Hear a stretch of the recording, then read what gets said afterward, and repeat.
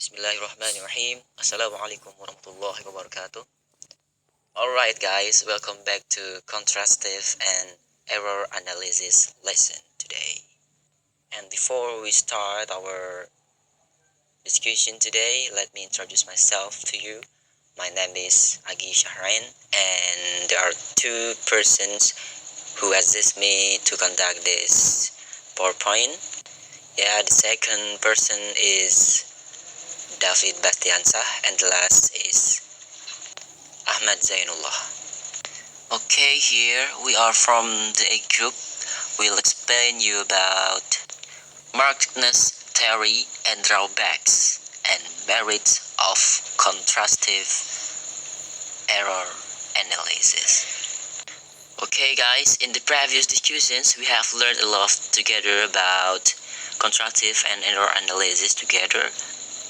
And today we will discuss about the drawbacks and merits of contrastive error analysis.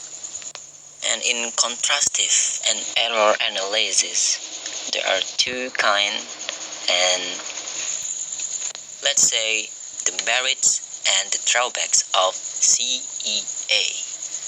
And for the first, we will tell you about the merits firstly. Alright, here, for the first merits of CEA, many language teachers from around the world still find it useful in dealing with their students' learning problems. On a phonological level, even its toughest critics cannot help but acknowledge the predictive validity of CEA. For the second is, CEA was very influential in the 1960s and 1960s in the field of foreign language teaching. Number 3, in Europe, 22 contrast analysis and error analysis, the CA tradition is followed more faithfully. Even after alternative methods of analyzing language learners have become fashionable, researchers cannot help but acknowledge the role of mother languages. For the fourth is provide an objective explanation in terms of differences in rules between two or more languages being compared.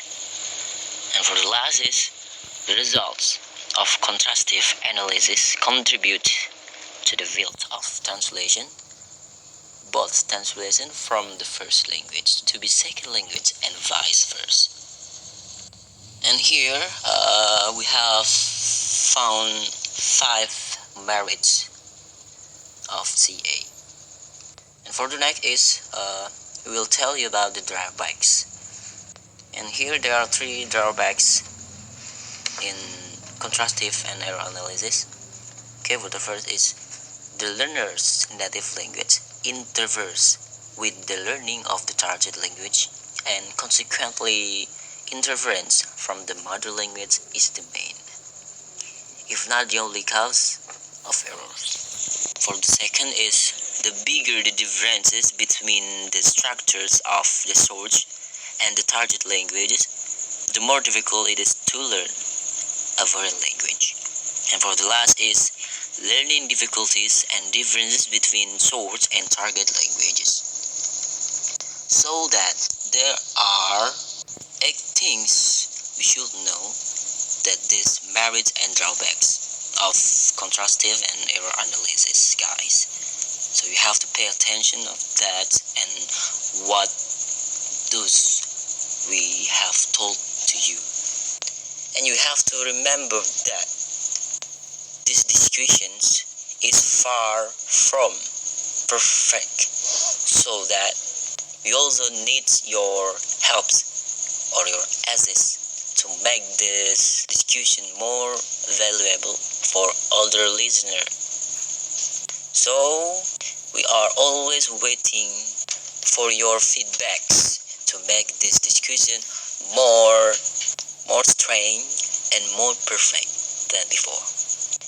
So we are so sorry if there are any mistakes that we have done to today. We will apologize about that. And I hope these little discussions about drawbacks and merits of contrastive and error analysis will be useful things for us. And we are, as the 8th group, we would like to say thank you very much to you guys who always support us to make this discussion more give more benefits to many people around the world. Yeah, maybe that's all for the 8th group, and we hope you guys always in a good condition, in a good vibes, every day with a good health. And once again, we are so sorry if there are any mistakes we done today. Thank you very much, guys. See you next time, and don't forget to do something awesome every day. Okay? We think enough for today. The last we say, Assalamualaikum warahmatullahi wabarakatuh. Bye.